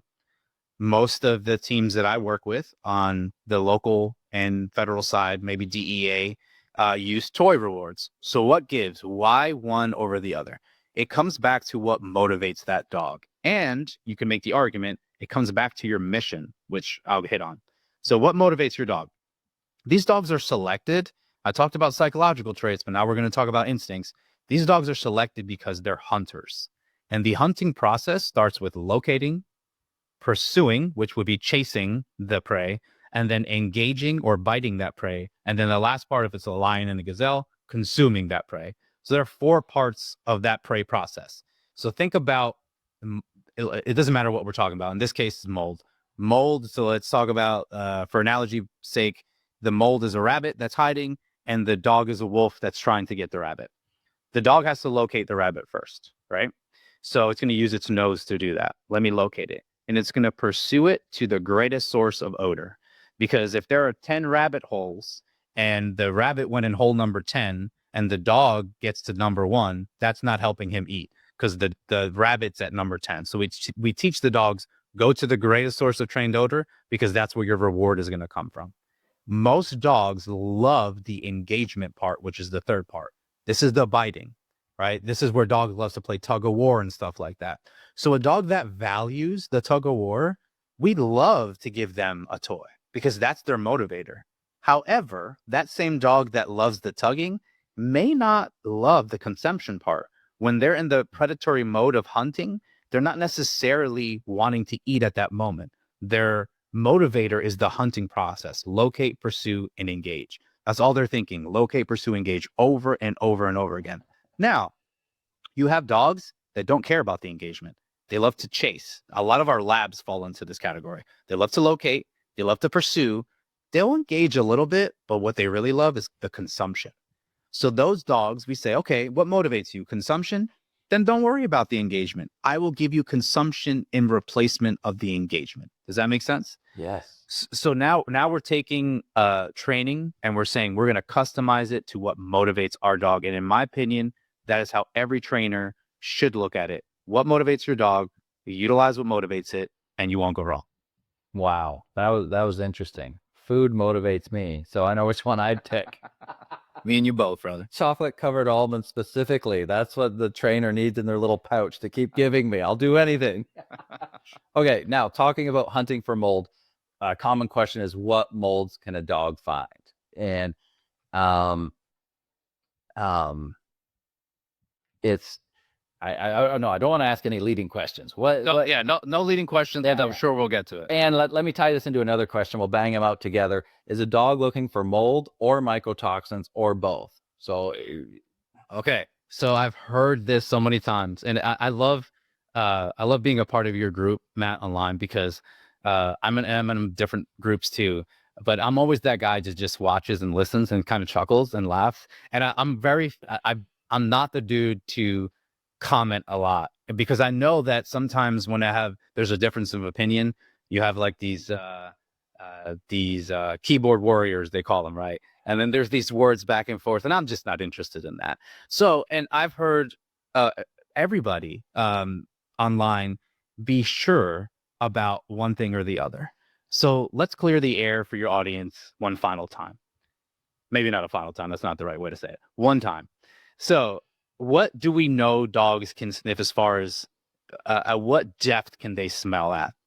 Let's start there because this is going to be a clarifying way to address the issue. So mold itself can be millimeters, centimeters. We know that anything we can see with our visible eyes, the dogs can detect. So mold, check. Sure. Easy. Now, what about spores? So even spores itself can be on the micrometer, which that scale easily detected by the dog, no problem whatsoever. So mold, spores, 100%. There's no one in the scientific world that's going to combat that and say that's not accurate. Now, mycotoxins. This is where the question is. I've heard you answer this, and I've been very interested about the response to your answer, because the truth is the mycotoxins is at the nanometer. And what else is at the nanometer that we know dogs can sniff out is DNA. I can take two identical twins, and the only thing different between them is DNA. And I can say, hey, twins, go in a straight line, holding hands, and go 100 yards. And then at 100 yards, split. And I tell the dog, my tracking dog, hey, sniff this odor, this shirt. It's from twin number 1, not twin number 2. The dog, when he gets to that split, will follow twin number 1. How is he doing it? He's recognizing the DNA in that twin. We know dogs can sniff to the nanometer. The nanometer, you can make arguments that cancer detection dogs also are sniffing at the nanometer. Now, they're sniffing at between 2 and 5 nanometers is the smallest we've ever seen it, documented. And mycotoxins are between 1 and 5. So there's a chance that they can't pick it up, but we know it's a possibility that they are. So now, how do we prove that? Well, we have science to suggest they can sniff that deep. The truth is, in this space is still relatively new, the mold detection space. It is my desire to answer that question with a scientific study, and I hope to get that done before the end of the year. Because what that will allow us to do, if we can smell out mycotoxins, that opens up the door to multiple possibilities about even further accuracy with the dogs. Something I'm very excited about, something I'm very passionate about. Matt, you know I love the science. So for me, another opportunity to get back to the lab, if you will, and work these dogs and see what's possible. My hypothesis would be they absolutely can, but now I have to prove it, and that is going to take some time. I would love that. It's just so hard to isolate toxins from spores. If you consider an Aspergillus niger spore, you know, the ochratoxin A mycotoxin on it can be 3,000 times smaller than the spore. Like, so now isolate that without having any anatomy of a spore or anything else, isolate those toxins. It sounds like a nightmare, Stephen, to try to do this, but I love that you have the passion for it, because it would be a dream to have that, to be able to say, hey, our dogs are trained. We are able to isolate these mycotoxins, and our dogs are trained on these, and they're now going in looking in for toxins, not just colonies. Well, I'll say this. I didn't really give your audience, or my audience, our audience, like a metric on what that means, a micrometer, nanometer. So let's give an example. I don't have hair to pull out my hair. I'm follically challenged. Matt, you are not. So if you took out a strand of your hair, okay, and the circumference, right? So the edge, that circumference of your hair was the size of the earth, let's say, right, in size. So now that circumference is the size of the earth. A nanometer, or let's go the other way, micrometer, which is bigger, would be about the size of Texas, okay? So we know dogs, again, the follicle of hair, the size of the earth, can sniff out to where Texas would be. A nanometer would be about 5 football fields within Texas. So to give you reference of how small or how deep they're willing or can smell, that's the reference that we kind of use. It's incredible what they can do. And it really is. And those are the things we can prove, by the way. There are suggestions that it even goes deeper than that, but it's not going to help this conversation. But there's possibilities that are probably endless. It's mind-blowing how amazing dogs can be, how dialed in they can be. And I know you've shared stories with me in the past that just blew my mind, and it's amazing. But it comes down to finding a dog that meets all those requirements you said, finding a handler that checks all those boxes, meshing those two, seeing if they mesh, and making sure they have a strong relationship together and work together as a team. And it sounds so easy to, I'm going to get my cockapoo trained, and little Ruby here is going to be the best molten dog if anybody wants to take her to their house. It's very different from what it appears on the surface level. And I've seen this lots of times where people say, oh, we're going to get our dog trained maybe. And that's great if you do. I would never say don't. try to maximize what your dog can do. But the idea, the understanding of how many layers there are to this relationship, to the training, to the dog, to the understanding of the handler, of the meshing together, is really deep. It's not just, it's like mold toxicity. When someone comes into the group, says, I'm mold sick, what binder should I take? Well, you've got a very surface level understanding of what's happening here. There's a million layers we need to address. And it's the same thing you're explaining today between that handler and a dog.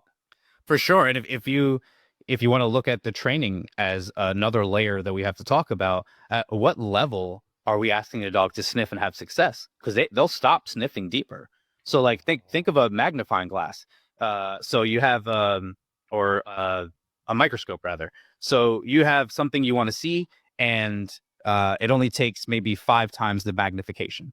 And you're getting rewarded every single time for, hey, just go 5 times magnification. That's all you need. Well, if that's what I'm asking the dog to do, that's as far as he'll go.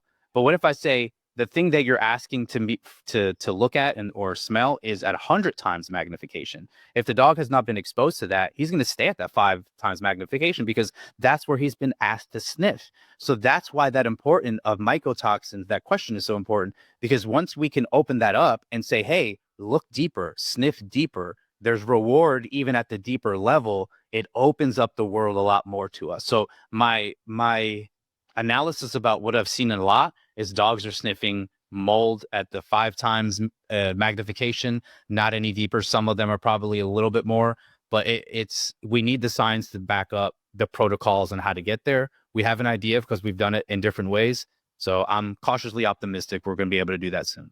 I love it. I love it. Okay, I'm gonna hit you with some easy questions because we've gone very deep on some of these. All right.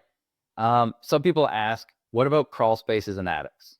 Like, and again, an attic could have a nice stairwell going up. It may have a ladder going up. It may have 12-foot headroom. It may not. A crawl space may be 18 inches that your army crawling through, or it may be 4 foot. So what does that mean when people say I have a crawl space or an attic, can a dog go there? Yeah, it's a great question because we know that there could be mold in attics and crawl spaces. And of course, that is a legit question. The truth is, every situation, it just depends on a couple things. Number one, how much mold or mold spores or mycotoxins, if the dog can sniff that deep, is present in your attic. And of course, what's in between the mold and spores and your floor? So you're going to have a ceiling, of course, maybe some cross beams and things that it has to permeate through in order to get down to the level where the dog is. So anytime we talk about a dog's ability to detect something, we always think about what's available to the dog. If it's not available to the dog, how the heck is the dog going to sniff it and have any success? If you take a hot air balloon and go up in the air, it doesn't matter that you have 1,000 pounds of an illegal substance on a drug dog. He's not going to get it. It's too far. What's available to him, what the molecules that come down to his nose, they have to be captured. And if they're not able to be captured, you're not going to have success. So that area, the attic space and crawl space, very difficult. Now, things like outlets give a really good opportunity for odor to come out. Number one, because if you look at the temperature of those outlets, they're usually warmer on that wall than anything else, especially when they're drawing power. So what does that mean? Where there's odor, there's more movements of molecules, which means better success for the dog. The hardest detection in the world is when it's frigid outside, because those molecules are close together. They're not expanding the way they need to for the dog to pick it up. So there are things we can do to combat that on the technical side as a handler that I can do. Like I can wet my dog's nose because he can capture more molecules and stuff like that. But it's very difficult. So dogs have limitations. Let's clear the air. They absolutely can be the answer for everything. And if it's not available to them, they simply are not going to be able to detect it. So if there's easy access to a crawl space or an attic, is it safe for a dog to go there? Or is it dependent on each situation? Depends on the training of the dog, and it depends on the totality. So if I can train my dog, and we have, to climb up a ladder or stairs, like really steep stairs or a ladder. But the question is, like, I have a 87-pound German Shepherd that will go through drywall. Like the last thing I want him is to go up there and then fall through the ceiling, right? So like this is really cool when it comes to, this is the argument for smaller dogs. If I have a 35-pound dog that has all the beautiful traits that we need for detection, he may be better suited to get up there and have success without any danger. But what other dangers are up there? Now you're talking about exposed nails and other things that the handler has to think about. So is the juice worth the squeeze? Is the safety and security worth the risk? Those are all questions that each handler has to make, and it depends on the situation. That makes perfect sense. Okay, here's a good one. And this is one I wonder too, is depending where you live geographically, like I'm up by Michigan and all our register vents are in the floor because most of us have basements or HVAC's in the basement. That's easy to snip the register vents. But what if you're in Texas and your vents are in the ceiling? That's very different. Can a dog alert to all these vents in the ceiling? Does enough drop straight down, or does it point up, or what does that mean? It seems we have it so easy when our register vents are in the floor as opposed to a ceiling.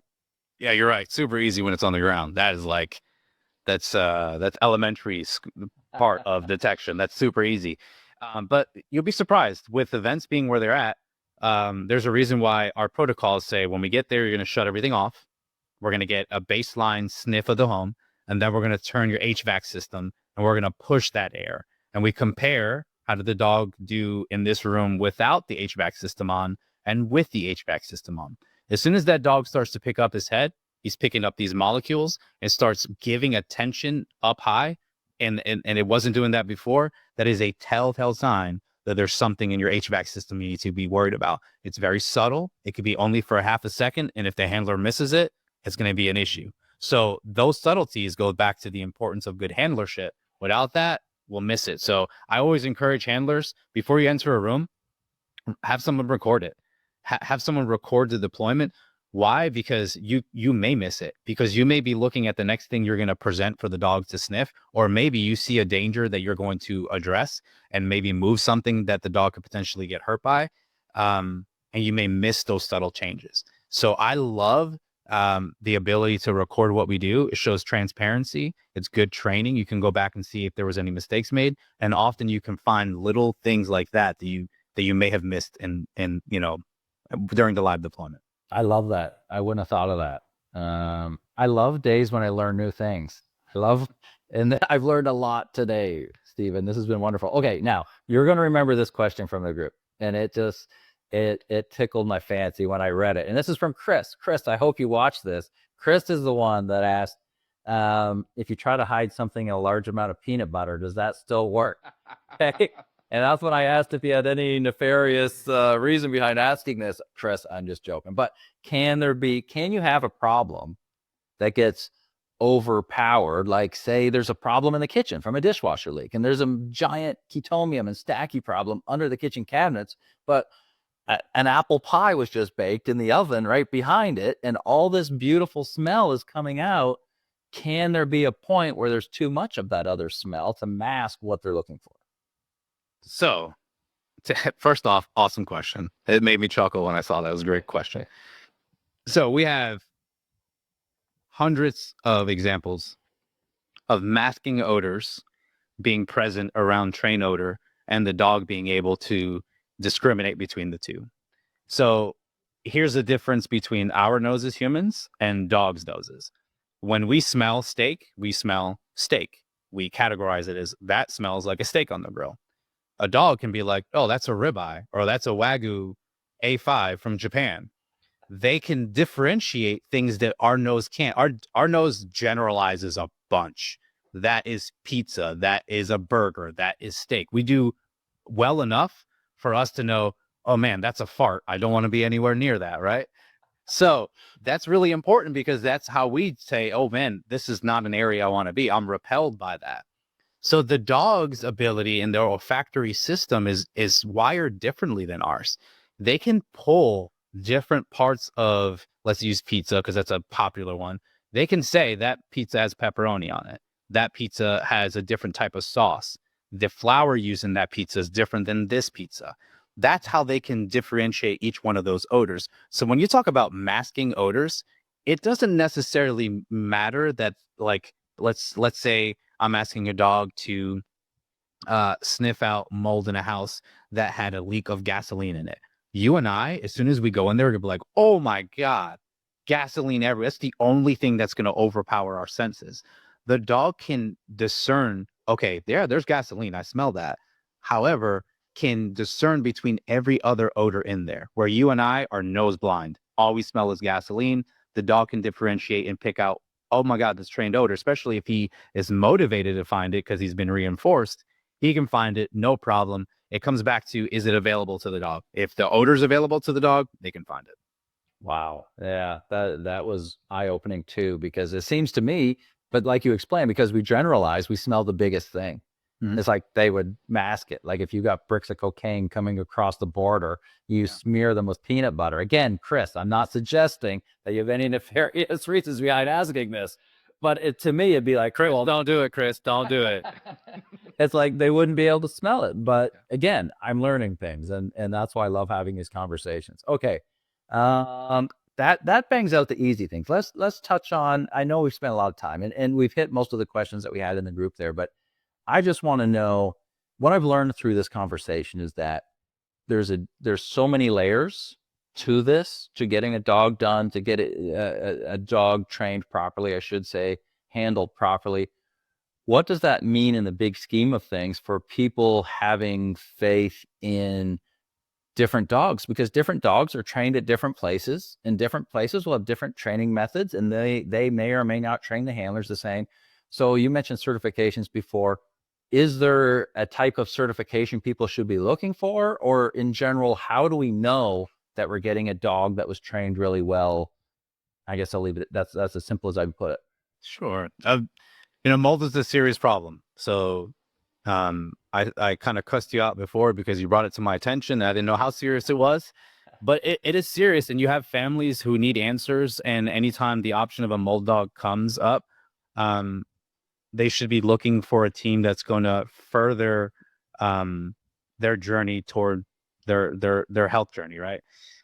So the problem with the industry when I first got in was there was no standardized way of doing it. In other words, my neighbor who has no dogs and doesn't really like dogs, sucks for him because he lives next to me. He may grab a dog from the shelter, introduce it to a mold sample of some kind, ask the dog to sit and say, look, my dog knows how to find mold now. Basically, he's a mold dog, and I can have this small business, and I could get a DBA the next day, and in a week I could be in business. I could make make a logo and start a website, and now I am a mold detection business, and you can do it all in a week. And I've seen that, and it's not to knock anybody. Anybody who wants to be an entrepreneur and utilize dogs, contact me. I'll be happy to help you. But we want it to happen the right way, and we want to do it in a way that's scientifically validating, and we want to make sure that the attention to details that should be there are there. So there are people out there like myself who I love to mentor people through the process. Before coming on, there was no certification, national certification. So I want to point out a couple things. There are vendors that sell dogs that will certify your dog. Matt, the problem with that is if Steve sells you a dog and I say that dog is certified or you're certified, there's a conflict of interest because I'm the one who trained and there was an exchange of money. I have a vested interest to say that dog meets a standard. In police work, it's a huge no-no for a lot of reasons. It won't be upheld in court. There'll be some serious problems. So what we have is these third-party organizations that all they are certifying organizations. They're not attached to a kennel selling dogs or training dogs or anything.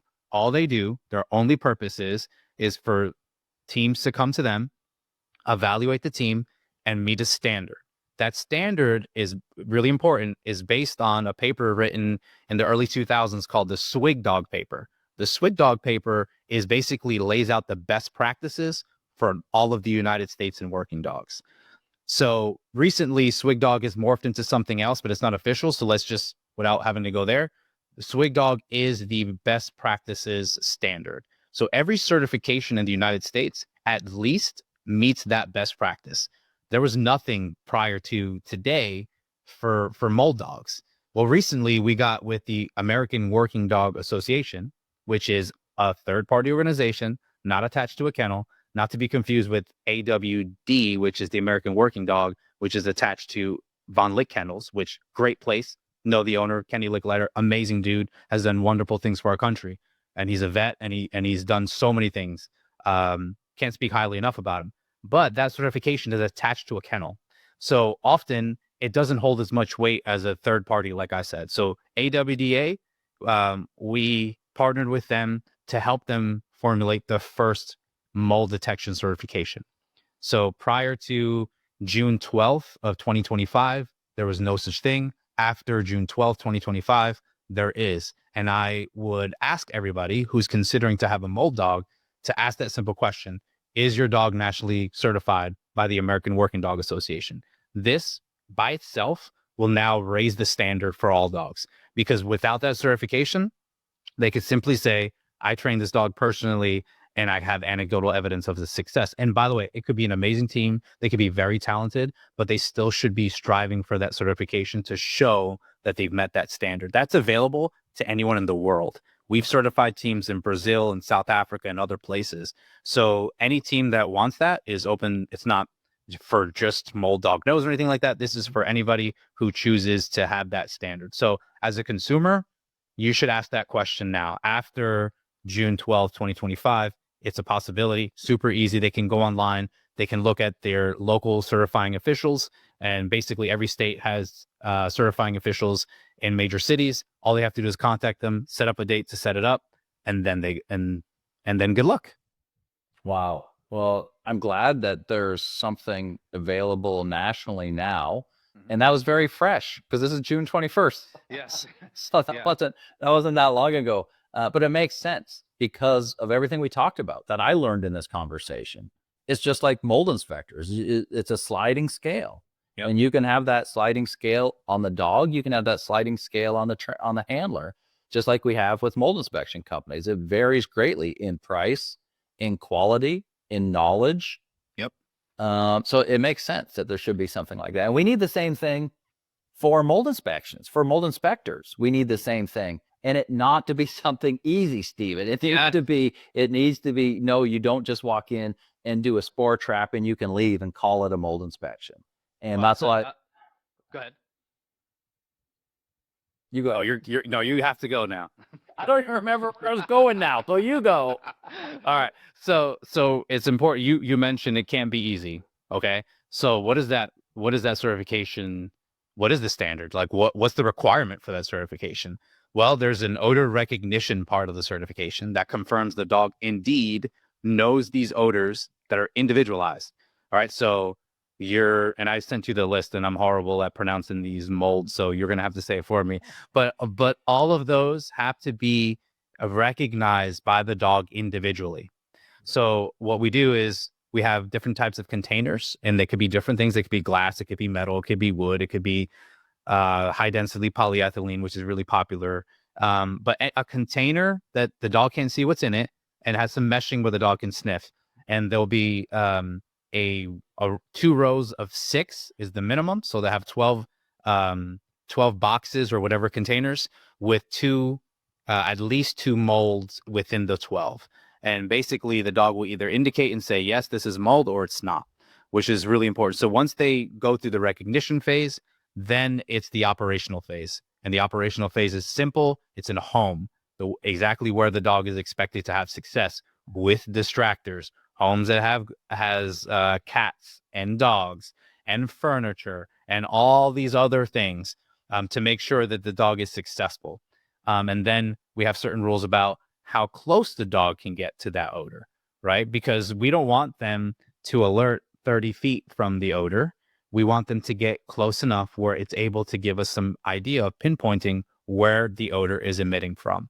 So those standards are super important because that's what the consumer needs. The consumer needs to be sure that this specific dog can find black mold, and I'm going to mess up the name, so I'm not going to say them, all the other molds, and do it in a way that is conducive to what the consumer needs. And that's what the certification does. And you just answered another question that I remember in the group, which was someone mentioned that a handler told them, and I could have this wrong, but it was about the smell of bacon. Like when the dog walks in, like, we smell bacon, there's bacon here.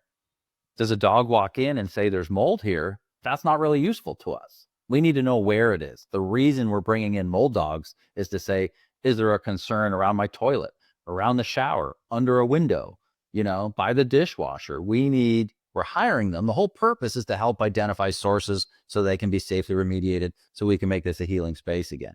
Sure. So I'm glad that you touched on that, because that answers that question. Does a dog just walk in and potentially go and start hitting everywhere because it's just overwhelmed? Well, a good dog, a well-trained dog, is going to be able to identify in those locations to give us the data we're looking for. Exactly. And that certification requires that. Yeah. So without that, if that dog is alerting too far away, that's a failure. We'll allow the dog and the handler to work that problem out, because that's part of the certification as well. Do they work well together? So if the handler sees the dog is faulty, what can I do to make them right? They're not going to know where the odor is. Everything is called a blind test.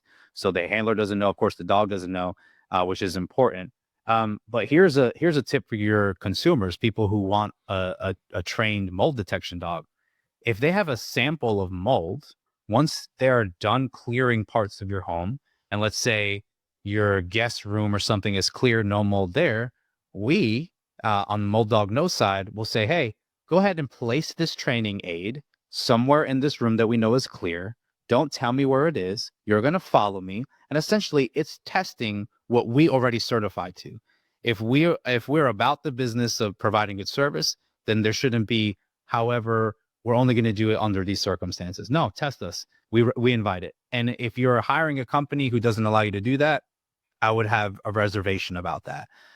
So of course the area has to be clear first, but then you should be able to place that training aid in a place that's not in the ceiling somewhere where the dog can't get to. We will probably do it in places like a cupboard of some kind, somewhere where it's concealed but available to the dog. And that's what you want to see. You want to be able to test that ability of that working team. No, that's perfect. That makes sense. All right, tell our group members a little more about Mold Dog Knows. If they say, yes, this sounds like a good team, how do they get in touch with you or want to learn more information? Sure. I mean, the first thing is we're kind of redoing all of our website and our branding, because so many things are new within our business that it's like the perfect time to do that, right? And we're bringing the science behind everything. We want to be the industry leaders for those purposes. It doesn't mean that we're the only company out there. It doesn't mean we're the only good company, but we are absolutely going to be the company that's going to be reliable, that's going to have professional standards. When you have a dog go out there, it's going to be certified through the American Working Dog Association, that team rather. So molddogknows.com is the best way to do that. You could always message me personally on my socials asking questions about that. I have a feeling, Matt, that you and I will be doing this more often, only because the consumer will for sure, after listening to this, have more questions. Hopefully we've answered a lot of those questions. We've answered a lot, a whole lot, more than I thought we could. Yeah. But this may spark a question kind of, off topic about dogs that I'll be more than happy to address. But yeah, molddogknows.com. Get in touch with us there. If you want to see anything that we're doing on our social media, you can find us on social media. Predominantly on Instagram is where we have most of our followers. And what we're doing now is just scratching the surface. There are things that I was hoping I could speak about, but it sounds like we're a month early. There's some really cool things that we're going to be a part of that's going to make the overall mission. You're leaving me hanging? I don't like there being secret things from me. I'll tell you what, Matt, you and I could probably talk about it safely offline, but to our consumers, in just a couple months, I think we'll have some really big announcements that is going to allow us to further service the people who are having issues with mold in their home and utilizing dogs in a different way, kind of outside the box. But I think when people hear about what we're doing and the science that goes behind them, I think it's going to change the game for sure. And we're excited to do that. But those partnerships are like in the middle of happening. But I'm more than cautiously optimistic it's going to work. So just stay tuned, follow our socials when we make that announcement. We've already helped bring the American Working Dog Association certification. We're going to be the leading people in that fight to make sure that we're bringing a lot of science behind what we do.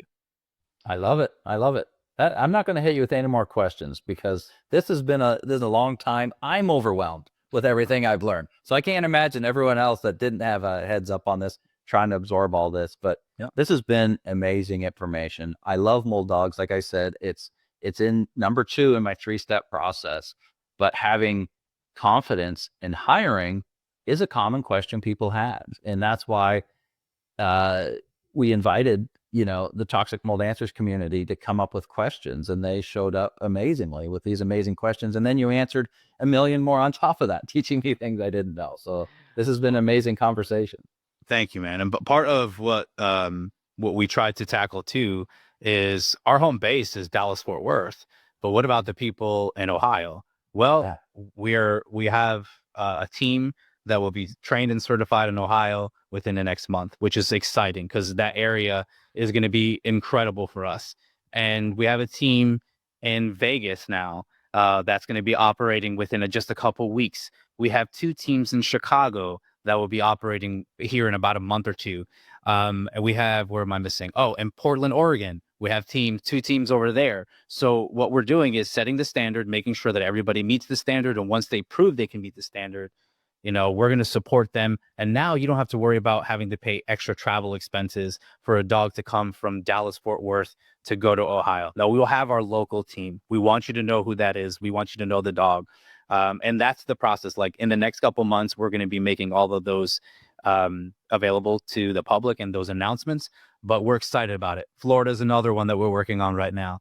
But remember, quality handlers, quality dogs. It's harder than you think. We've interviewed people, a lot of people with good intentions, but they either don't have the time to do or they don't have the right dog, and it's okay. We'll help them as far as we can, but we have to put the right athlete for the right job, and that's what these dogs are. So we're working on that. So by the way, if you feel like you fit the mold, like you have some handler experience and you think you have a dog that can do it, and you're in an area where we don't have a mold dog, contact us. Be happy to fly to you, analyze your dog, see if it'll work out, and then we can work out an opportunity for you to join our team.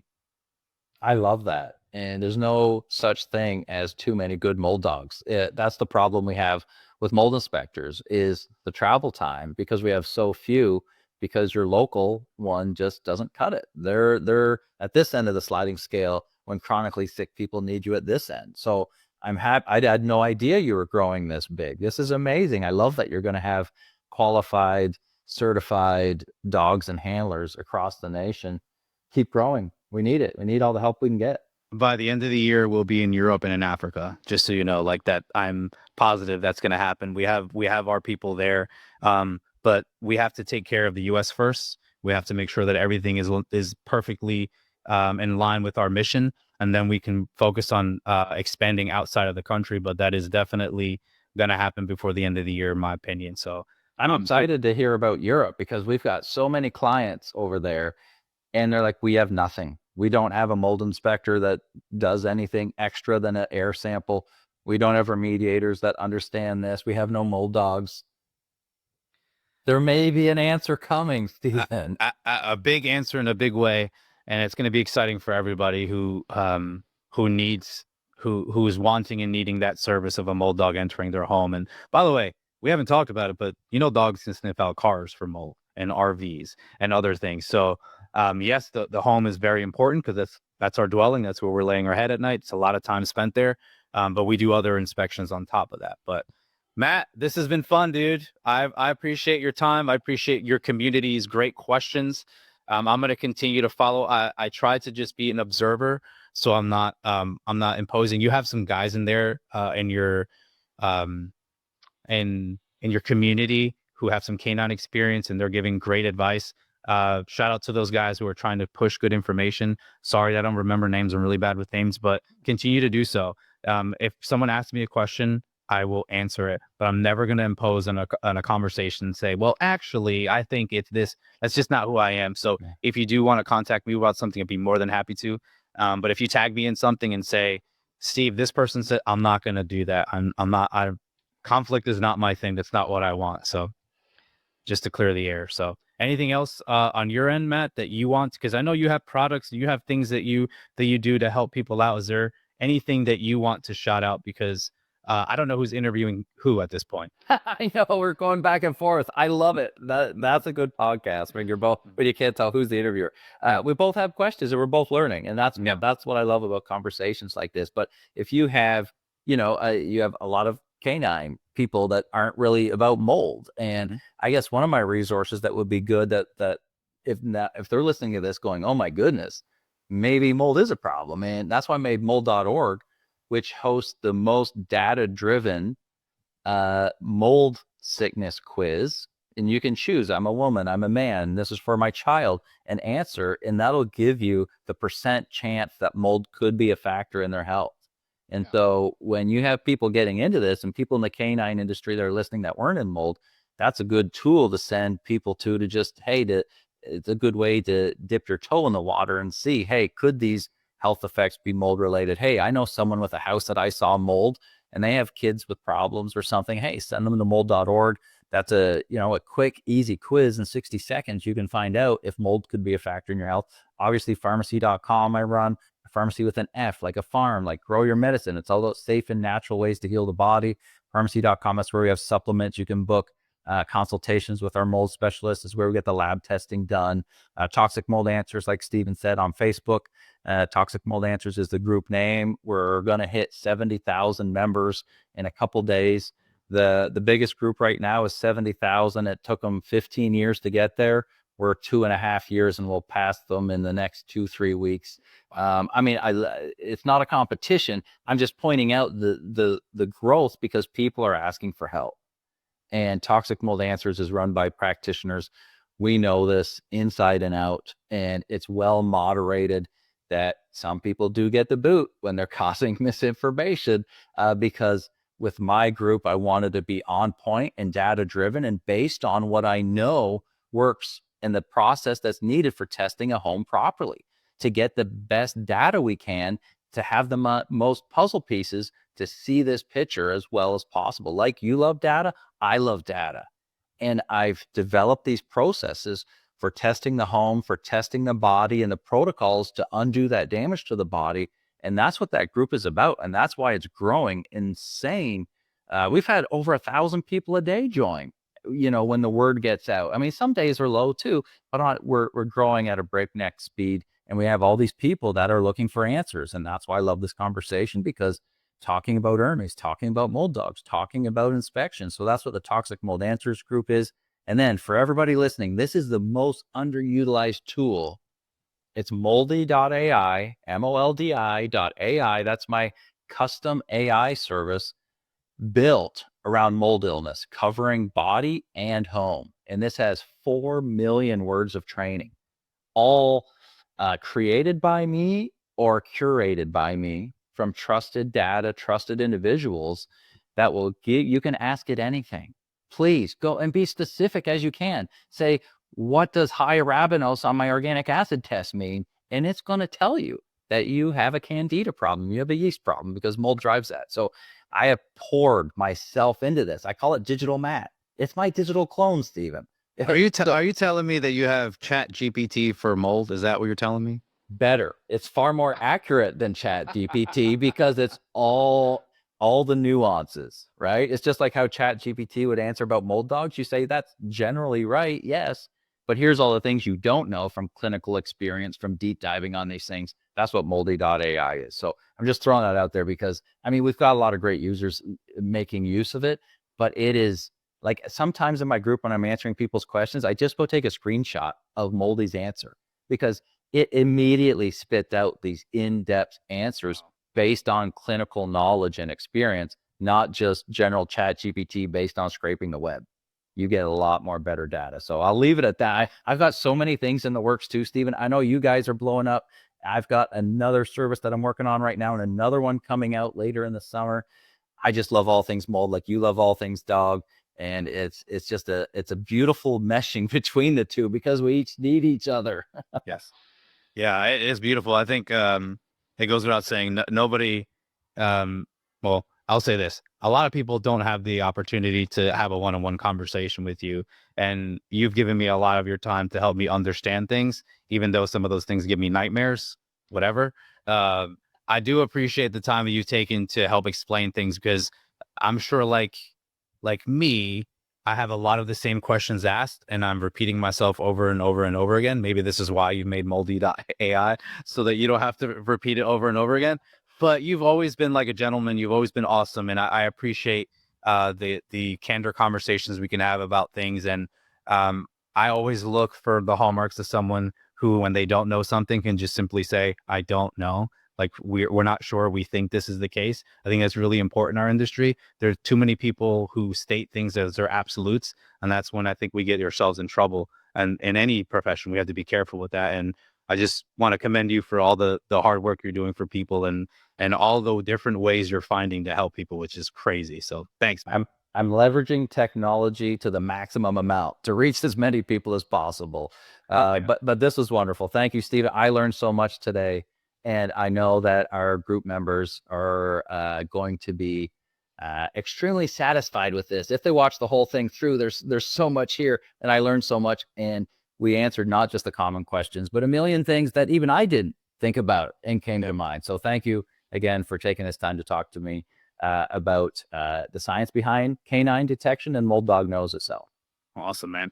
Thank you guys for listening today on today's podcast. If you want to contact me, you can find me on social media at Next Level Canine Texas. And as part of the new Mold Dog Nose team, you can email me at Steven@MoldDogNose with any other questions. I'm on Matt's community as well, so you can look my information up there to contact me. And we're just happy to have this conversation, and excited about what the future brings. So thanks again for listening, y'all.